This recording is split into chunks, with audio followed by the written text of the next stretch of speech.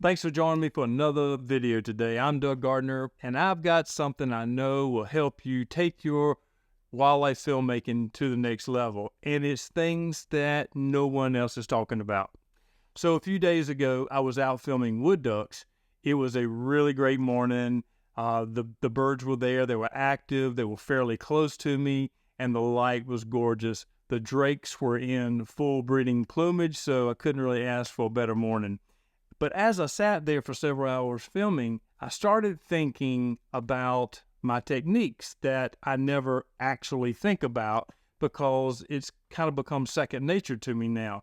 You know, after 35 years of doing this, you kind of start operating on autopilot. But it dawned on me that these simple techniques, they're the very things that make me successful. Yeah, sure, technical stuff like exposure, composition, focus, all that's very important and you have to master that. But most of the time, it's these small techniques that make the difference. And like I said before, no one else talks about it on the internet. You can't find this stuff anywhere else. So what I'm going to do is I'm going to play a few clips from the other morning's shoot and discuss exactly kind of what I was thinking, what I'm doing, and why. So let's dive right into it. Now, the thing to remember with video is that movement is everything, and it comes in all different types.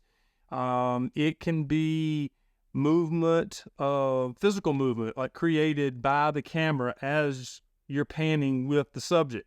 It can be movement of the subject within a stationary scene, or it can be movement created in post after the fact. So first up, we have an example of the subject moving through the frame and the camera following the action. Note that even though the ducks are in and out of view, you have to learn and practice maintaining your pan speed so when they reappear, they are still in your frame. Next is a static shot where the movement is created by the subject moving around in the frame and the camera remains still. Basically, you want to treat this like a landscape shot and focus 1/3 out into the scene in order to achieve your maximum focus plane. Here's another example of a static frame, but here we are anticipating the subject's movement and are keeping the camera still and letting the subject enter the frame from one side and then exit out of the other. With this establishing shot of the environment, there really isn't any movement at all, so you can pan or tilt into the scene to create that movement. Your moves should be very slow and smooth as you gradually come to a stop on the most interesting part of the scene. Okay, the next set of clips are examples of what I like to call shooting dirty. This is one of my favorite ways to shoot. Basically, all it means is you're shooting through foliage in the foreground. Now, to me, this adds a lot of mood and a sense of secrecy to your film and helps to draw the viewer in. Shooting dirty is a great technique with video, but it rarely ever works with still photography. Now, a lot of the tips I give you for video work for stills as well, but not really in this situation. Now here I'm shooting between two tree trunks at this drake. It gives it an intimate feel, and the constant movement of the video carries the story and the viewer's attention, I feel. Okay, here's a wider example of shooting dirty. It even works with the tan grass in front of the subject because the movement focuses your attention on the duck. This would never work with still photographs. Now this hen is another example of shooting dirty and using the tree as a transition point between the clips. It's always a good idea to look for natural transition points. Even though you might not ever use the transition, it can come in very handy when you get into the edit stage. Now, just like in photography, with video, you must try to maintain that rule of thirds when you're composing the shot, basically keeping the subject in 1/3 of the frame. With video, that's very hard. So at a very minimum, try to keep it in the center of the frame and then quickly and smoothly adjust for the rule of thirds as soon as you possibly can, but make those corrections as smooth as you possibly can. At least if the subject is in the center of the frame, you can always crop it in to get your rule of thirds in post. Okay, as this drake is slowly swimming in, I start by catching up with him and putting him in the center of the frame and watch for any behavior changes. As he slows down, I'm now anticipating that there's a change in behavior or his direction. So now I have to smoothly change my composition as he changes. I have to maintain a pan speed with the subject speed as he passes behind the trees. As he reappears in the frame, I'm then able to maintain a nice smooth clip from start to finish.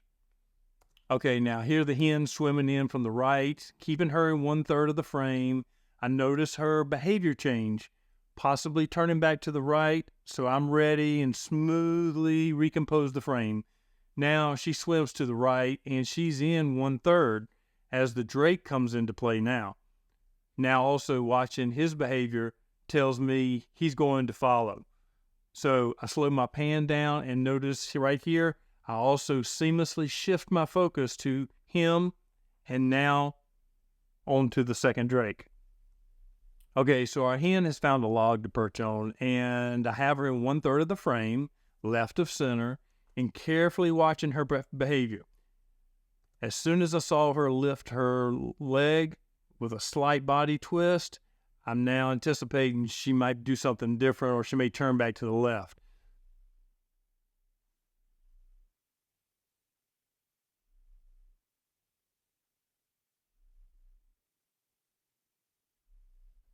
So you see, because I was ready, I was able to smoothly change my composition without interrupting the flow of the entire clip.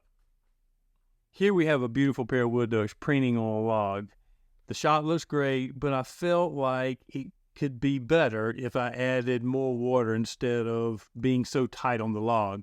So here I have panned down just to add a little more water in the shot. Now I can also see the movement of the leaves floating by on the water, and I feel like this adds a little more to the shot.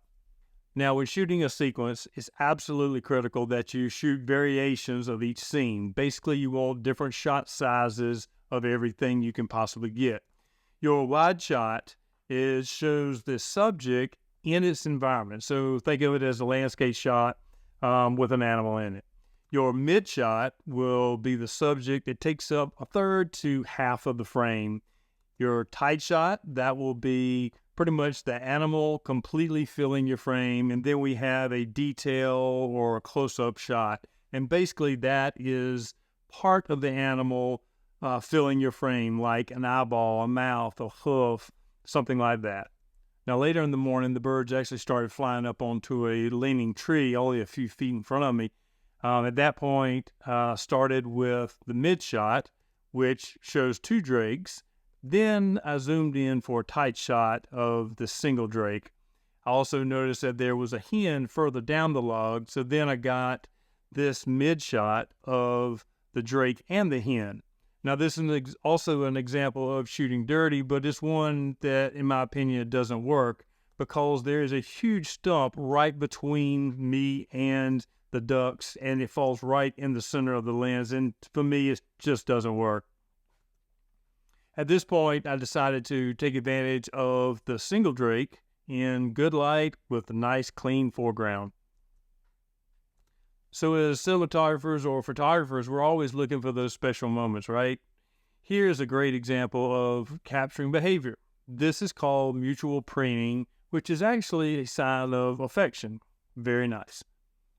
This would also be an example of shooting dirty, which gives the viewer a feeling as if you're seeing something completely wild and secretive. You're looking through the bushes at it. Okay, watch this very carefully. What do you notice? The drake keeps looking up. Now this should immediately get your attention because usually it means something's going on. Something has changed. Usually it's a bird of prey flying over. So as soon as I saw this, I started looking up too, but still keeping my shot composed on the duck. I noticed a hen on a tree branch above. Now I slowly move the camera up to film her, but being very careful not to spook the drake that's still in the water. I compose her in 1/3 of my frame and watch for any changes. Now, the moment she slightly moves her left foot, I know she's going to turn around.